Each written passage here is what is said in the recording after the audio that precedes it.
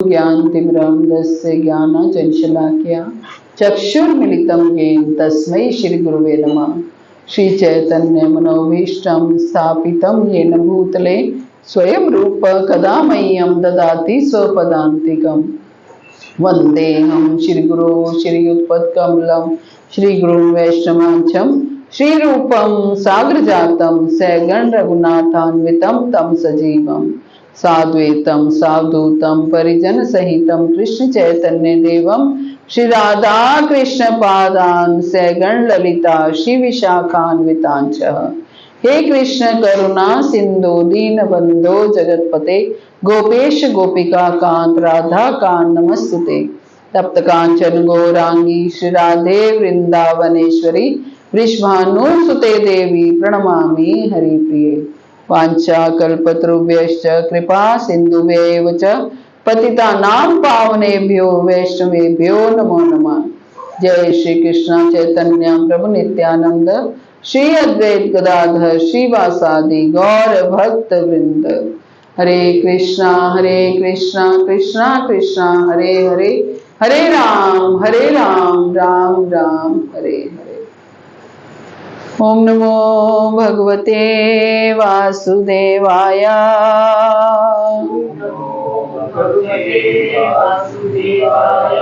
ओम नमो भगवते वासुदेवाय।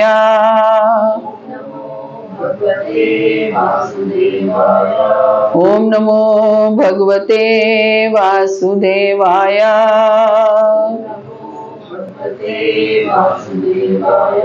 नारायणं नमस्कृत्य नरं चैव नरोत्तमं देवीं सरस्वतीं व्यासा ततो जयमुदीरये। नष्प्रायेषु अभद्रेषु नित्यं भागवत सेवया भगवती उत्तम श्लोके भक्तिर्भवति नैष्ठिकी। ग्रंथराज श्रीमद् भागवतम की जय। ग्रंथराज श्रीमद् भागवतम स्कंद 1 अध्याय 3 में से हम पढ़ रहे थे। तो अब तक हमने पढ़ा कि कैसे भगवान के भिन्न भिन्न अवतार हैं और ये भागवत ग्रंथ में सब कुछ महापुराण, भागवत महापुराण में इनका सारा विवरण दिया गया है। और भागवत जो हम सब जानते हैं कि व्यास देव जी द्वारा रचित और प्रथम बार उन्होंने अपने पुत्र सुखदेव गोस्वामी को प्रदान की। फिर सुखदेव गोस्वामी ने मरणासन पर जो 1 सप्ताह का जिन्हें समय मिला परीक्षित महाराज को पहली बार सुनाई भागवत, और तभी सूत गोस्वामी ने भी साथ में सुनी। फिर सूत गोस्वामी ने नैमिषारण्य में 88,000 शौनक आदि 88,000 ऋषि मुनियों को वो भागवत सुनाई। तो सूत गोस्वामी ही ये हमें सब कुछ बता रहे हैं कि कैसे भगवान के भिन्न भिन्न अवतार हैं और ये भागवत का क्या महत्व है। क्या कहते हैं कि ये श्रीमद् भागवत भगवान का साहित्यिक अवतार है। श्रीमद् भागवत जो है वो कोई छोटा मोटा ग्रंथ नहीं है, भगवान का अवतार कहा गया। सारे अवतारों की सूची देने के बाद सूत गोस्वामी भागवत को भगवान का अवतार बता रहे हैं। क्या सा अवतार? साहित्यिक अवतार, साहित्य के रूप में भगवान का अवतार। साहित्य किसे कहते हैं? कोई ग्रंथ और एक तरह से लिटरेचर है ना, लिटरेचर के रूप में भगवान का अवतार है। श्रीमद् भागवत भगवान का साहित्य अवतार है, जिसे भगवान के अवतार वेद व्यास ने संकलित किया।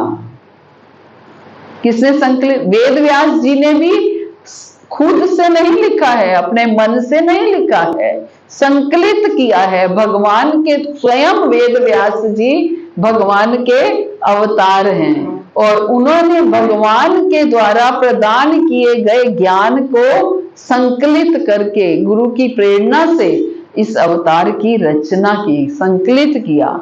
ये सभी लोगों के परम कल्याण के निमित्त है और ये सभी तरह के सफल, आनंदमय तथा परिपूर्ण है।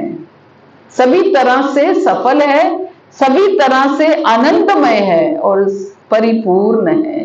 ये भागवत की महिमा है कि भागवत जो है, अगर हम भागवत पढ़ते हैं या सुनते हैं तो समझ लीजिए हम भगवान के सानिध्य में हैं, भगवान के पास हैं, भगवान के करीब हैं, क्योंकि भागवत स्वयं जो है भगवान का साहित्यिक अवतार है, जो कि स्वयं भगवान द्वारा ही संकलित किया गया।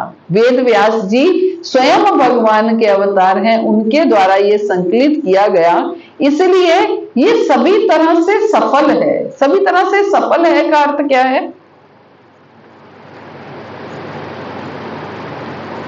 सफल है का अर्थ क्या है?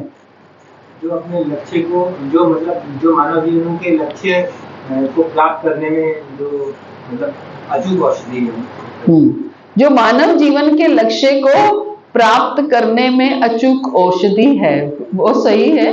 लेकिन सफल है का अर्थ है कि अगर कोई भक्त इसको जिस भी भावना से पढ़ता है या सुनता है, उसकी वो भावना भी पूर्ण होती है। अगर कोई भौतिक इच्छा से भी भागवत ग्रंथ को पढ़ता है तो उसकी भौतिक इच्छाएं भी पूर्ण होती हैं, लेकिन ये चरम लक्ष्य तक पहुंचाने के लिए है। सर्वे पुंसाम परो धर्मो यतो भक्ति रघोक्षजे अहेतु की अप्रतिहता ये आत्मा सुप्रसिद्ध थी। शुरू में ही भगवान ने बता दिया कि मनुष्य का परम धर्म कुछ भौतिक इच्छाएं करना नहीं है। क्या करना है? भगवान का प्रेम प्राप्त करना है। और ये भागवत ग्रंथ उसको प्राप्त करने के लिए ही इसकी रचना की गई। भगवत प्रेम प्राप्त करने के लिए, भगवान का संग प्राप्त करने के लिए, भगवान की सेवा प्राप्त करने के लिए। ये क्या है? उच्च कोटि की इच्छा है, उच्च कोटि की इच्छा है। और उच्च कोटि की इच्छा के अंदर बाकी सारी निम्न कोटि की इच्छाएं आती हैं। जैसे अगर आपके पास 2000 का नोट है तो उसमें 100 का नोट भी आता है, 500 का नोट भी आता है, 1000 का नोट भी आता है। ये निम्न कोटि के जो नोट हैं वो उस 2000 के नोट में आते हैं। आपके पास अगर 2000 का नोट है तो आप ये नहीं कह सकते कि मेरे पास 100 रुपए नहीं है, मेरे पास 500 रुपए नहीं है, वो भी हैं। अगर आपके पास 500 का नोट है तो आपके पास 2000 रुपए नहीं है। ऐसे ही भागवत का लक्ष्य क्या बोला है? ये सभी से सफल है, सभी से सफल, हर कार्य में सफल है।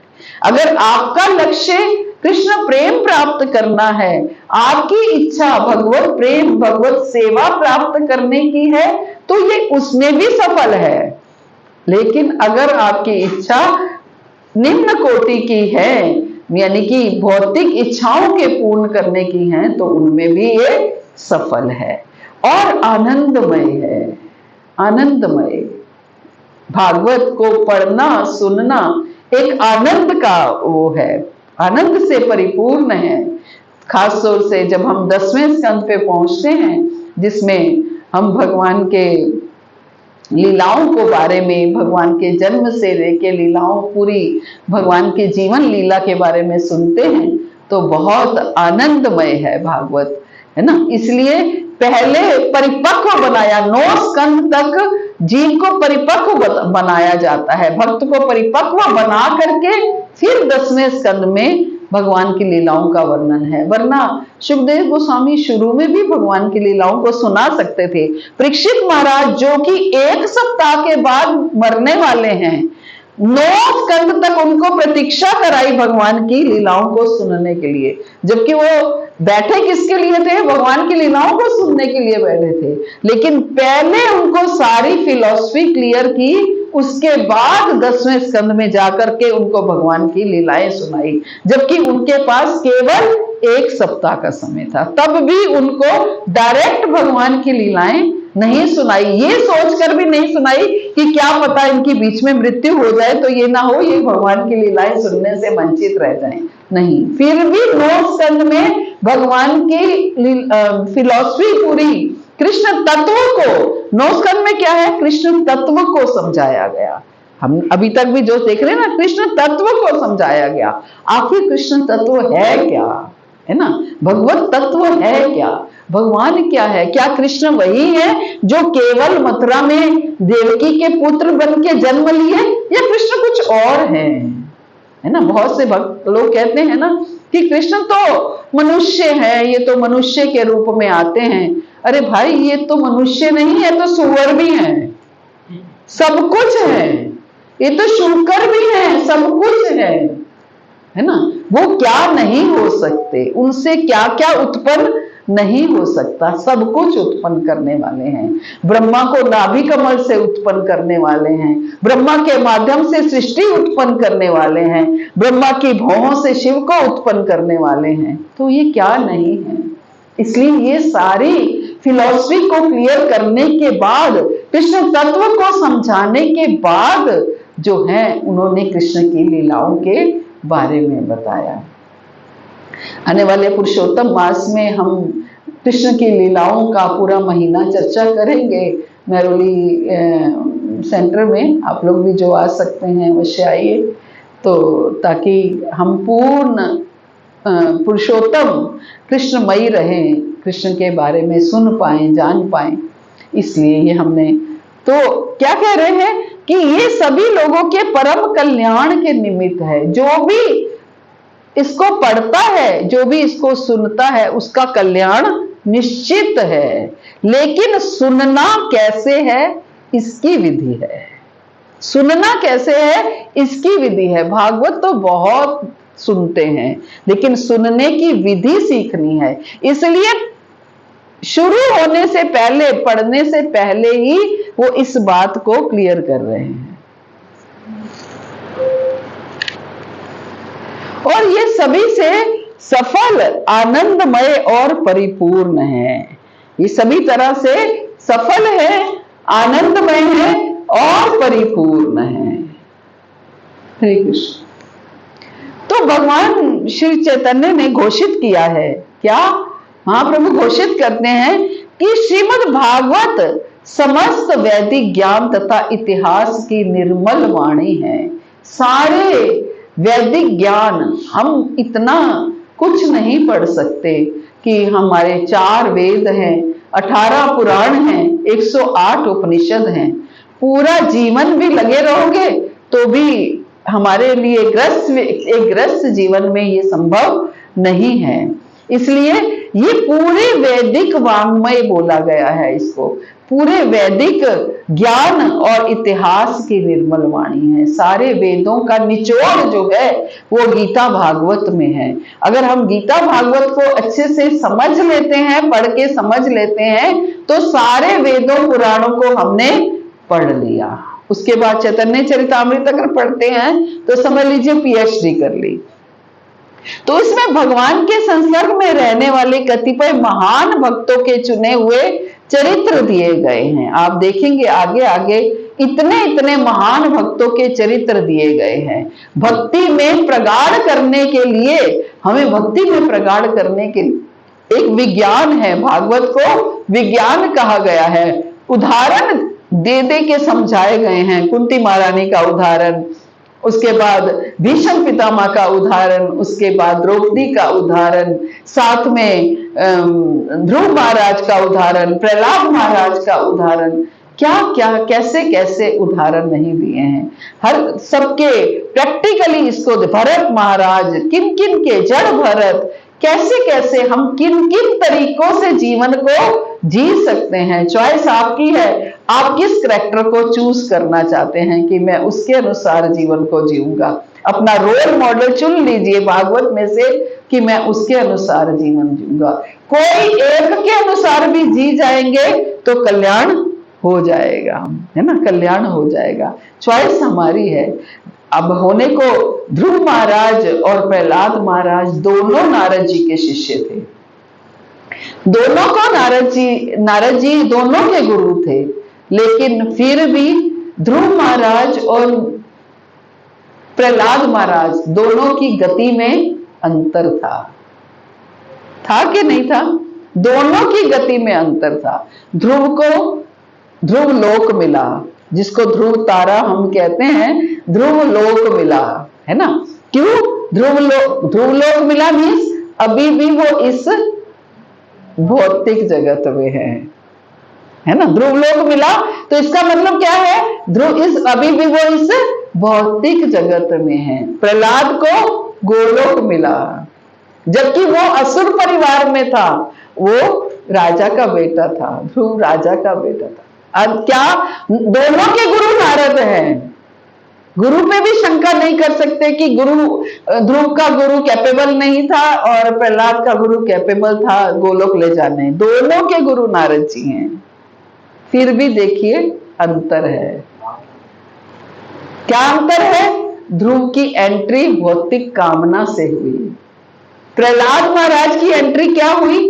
हम थोड़े से बीमार होते हैं तो नरसिंह आरती करते हैं, नरसिंह देव को प्रार्थना करते हैं, नरसिंह यज्ञ करा, ये करो वो करो। लेकिन प्रहलाद महाराज के ऊपर कितने भी अत्याचार हुए, उन्होंने एक बार भी भगवान को ये नहीं बोला कि प्रभु आइए, मैं इतना ही मेरे ऊपर अत्याचार हो रहे हैं, आप आते क्यों नहीं हैं, आप मेरी रक्षा क्यों नहीं करते हैं। द्रौपदी की भी जब चीर हरण होने लगा, उन्होंने भी हे गोविंद कह करके पुकारा। लेकिन प्रहलाद महाराज को ये था, उनको अपने भजन पर इतना दृढ़ विश्वास था, नाम जप पर इतना विश्वास था कि जो होगा मुझे कोई फर्क नहीं पड़ रहा है, बस मेरा काम तो केवल नाम दे, श्री विष्णु श्री विष्णु श्री विष्णु, है ना। तो ऐसा नहीं है कि द्रौपदी का लेवल कम था या प्रहलाद महाराज का लेवल ज्यादा था या ध्रुव महाराज का कम था। सब अपनी अपनी जगह पर दृढ़ हैं। चुनना हमें है कि हम किसके अनुसार चल सकते हैं, हम कैसे चल सकते हैं। ये भागवत हमें सिखाती है।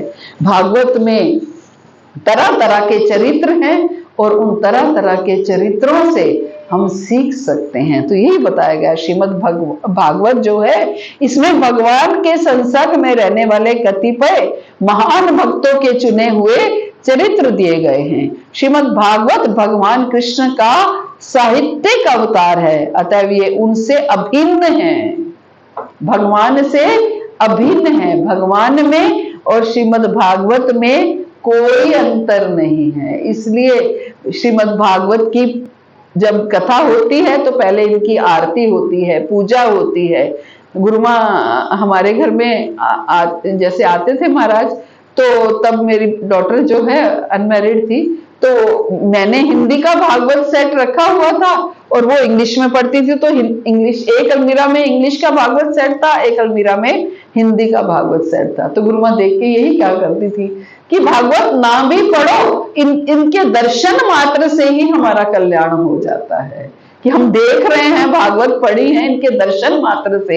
आपके घर में तो पूरी हिंदी इंग्लिश सब तरह की भागवत है, तो इनके दर्शन मात्र से, हमारी ग्लास की उसका डोर था, बुक अलमीरा का डोर है ग्लास का, तो इनके दर्शन मात्र से ही कल्याण हो जाता है। सच में, क्योंकि भगवान का अवतार है तो दर्शन मात्र से ही, तभी भागवत को बीच में रखकर परिक्रमा करते हैं, उनकी पूजा करते हैं। भगवान का ये साहित्यिक अवतार है।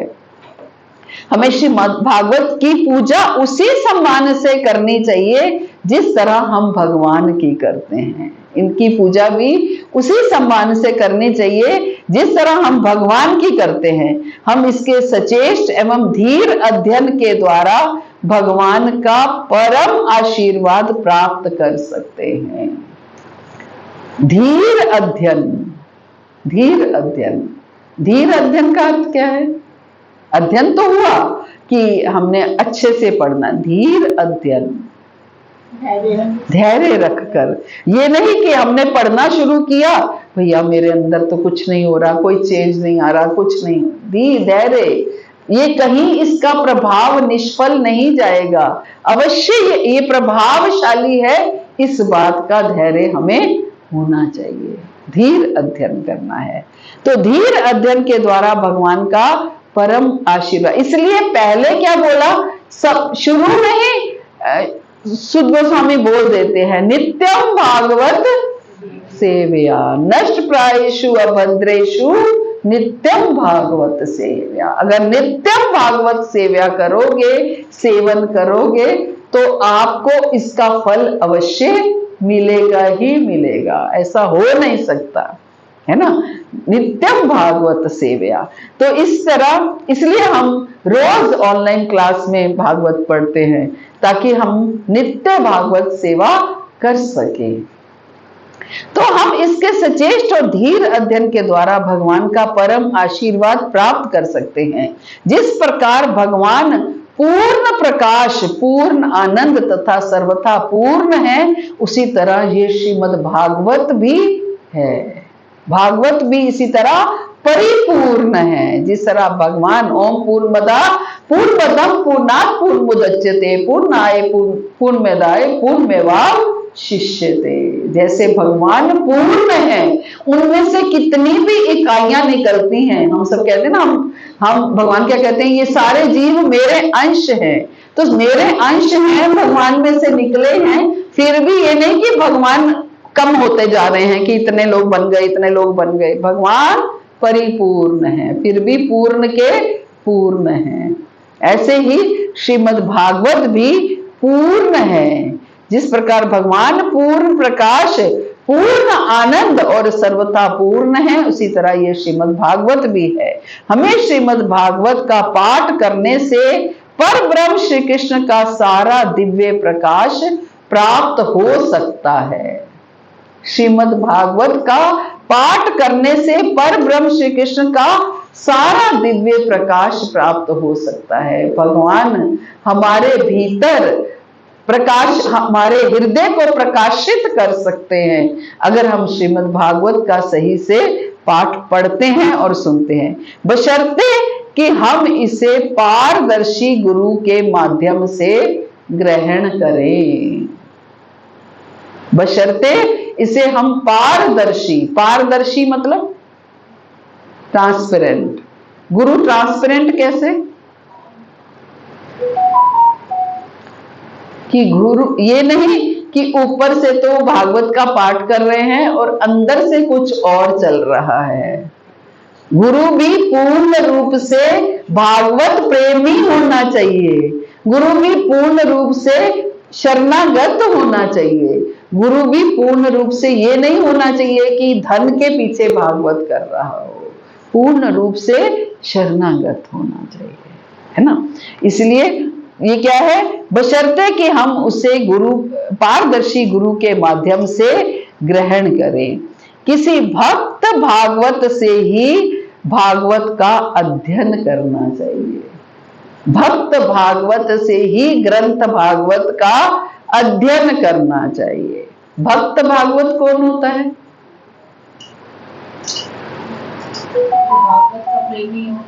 जो भागवत का प्रेमी हो। भक्त भागवत मतलब जो भागवत के अनुसार अपने जीवन को चलाता हो, जो स्वयं भागवत के अनुसार अपने जीवन को चलाता है, वो भक्त भागवत है।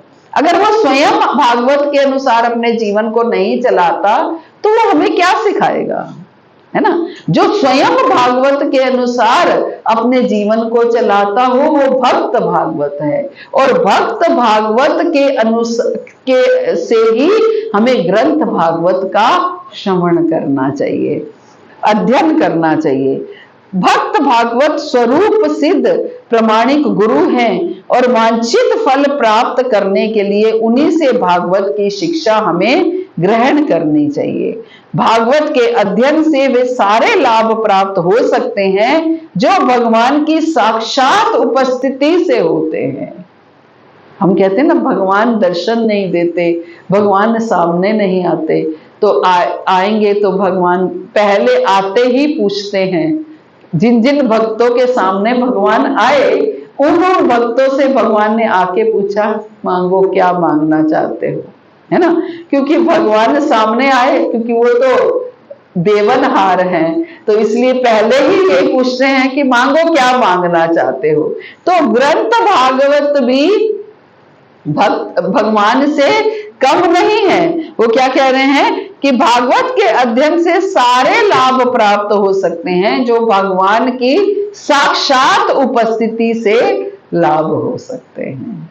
इसलिए आप ग्रंथ भागवत को भी अगर गंभीरता से पकड़ लेते हो तो उससे भी हमें सारे लाभ प्राप्त हो सकते हैं। ये भगवान कृष्ण के उन समस्त आशीर्वादों को प्रदान करने वाला है जो भगवान के साक्षात संपर्क से मिल सकते हैं। वो सारे आशीर्वाद जो भगवान से के साक्षात हमें मिल सकते हैं, भगवान की उपस्थिति से हमें मिल सकते हैं, वो सारे हमें मिलते हैं। आप देखिए, सुखदेव गोस्वामी ने परीक्षित महाराज को भागवत सुनाई तो सुखदेव गोस्वामी को कोई भौतिक लालसा नहीं थी। बिना लालसा के उन्होंने 7 दिन 7 रात बैठ करके, अगर परीक्षित महाराज ने सुनी है, हम कहते हैं परीक्षित महाराज ने 7 दिन 7 रात लगातार भागवत सुनी बिना कुछ खाए पिए।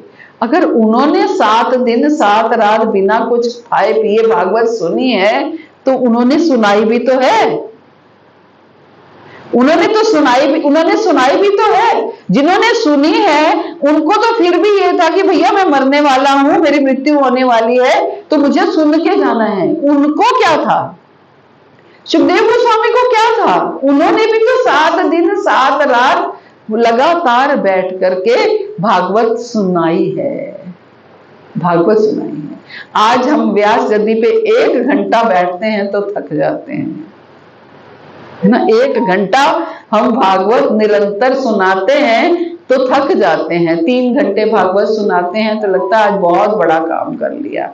सोचिए, 7 दिन लगातार बोलना, कोई माइक नहीं, बिना माइक के मैं 2 शब्द नहीं बोल सकती, है ना। कोई माइक नहीं और बिना माइक के बोलना।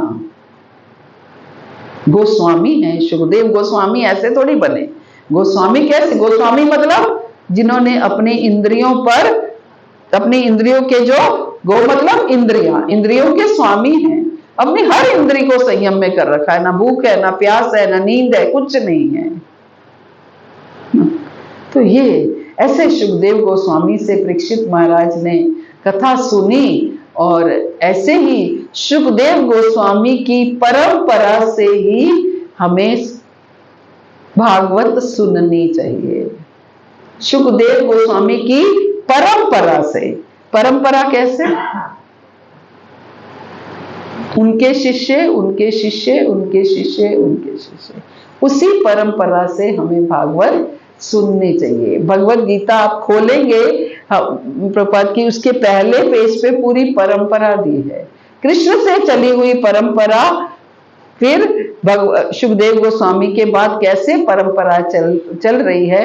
कृष्ण के बाद व्यासदेव जी के बाद, कृष्ण के बाद नारद जी के बाद व्यासदेव जी के बाद सुखदेव गोस्वामी, फिर आगे जो परंपरा चलती आ रही है श्रील प्रभुपाद, उसी परंपरा में आकर के रुकते हैं, है ना। तो ये हमें परंपरा से सुननी है, ताकि सुखदेव गोस्वामी ने जैसे सिखाई भागवत सुनानी वैसा, हालांकि वो तो नहीं कर सकते, लेकिन कम से कम धन के लालच में हम भागवत ना सुने ना सुनाएं, है ना। ना सुने ना सुनाएं, ये दोनों चीजें, ना सुननी है ना सुनानी है। धन के लालच में सुनने का क्या मतलब है? मतलब जो धन के लालच में कर रहे हैं उनसे ना सुननी है, ना ही हमने धन के लालच में, कभी आपको भी अगर व्यासपीठ पे बैठने का अवसर मिले तो धन के लालच में हमें नहीं सुनानी है। केवल किस लिए? जन कल्याण के लिए, जन कल्याण के लिए, और दूसरा भगवत प्रेम के लिए। सुखदेव स्वामी उन्होंने तो अपने इंद्रियों पे काबू करके, जैसे आपने बोला, वो सुनाई। राजा परीक्षित जो है उन्होंने भी तो अपने इंद्रियों पे काबू कर लिया था, जो क्या कहते हैं, बिल्कुल बिल्कुल, उन्होंने भी इंद्रियों पर काबू किया था। लेकिन जो मरणासन व्यक्ति होता है उसको तो पता है मुझे 7 दिन बाद मरना है, तो मुझे तो ये करके जाना है। ये तो उनकी अच्छी इच्छा, सुंदर इच्छा थी। नहीं, गोस्वामी नहीं थे, लेकिन एक आप वैसे बिना खाए पिए नहीं रह सकते हो, लेकिन आप हॉस्पिटल के बेड पे जब पहुंच जाते हो तो 7 दिन भी बिना खाए पिए रह सकते हो, है ना। 7 दिन भी बिना खाए कैसे रह जाते हो? गोस्वामी थोड़ी हो, शरीर के लिए रहते हो ना। शरीर के लिए आपको रहना पड़े कि आपका पेट स्टमक ठीक नहीं है, आपको कुछ नहीं खाना है, तो 7 दिन भी आप भूखे रहते हो, कुछ नहीं खाते हो, तो शरीर के लिए तो वो करते ही हैं।